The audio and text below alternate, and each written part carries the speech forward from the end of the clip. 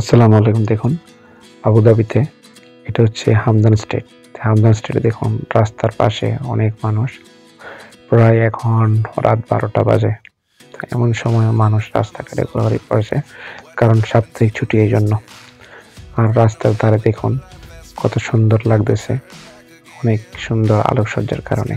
তো রাত প্রায় ১২টা, এমন সময় আমি এখন কাজ থেকে যাচ্ছি বাসায়। আমার যাইতে আরো অনেক সময় লাগবে, প্রায় ৪০ মিনিটের মতন।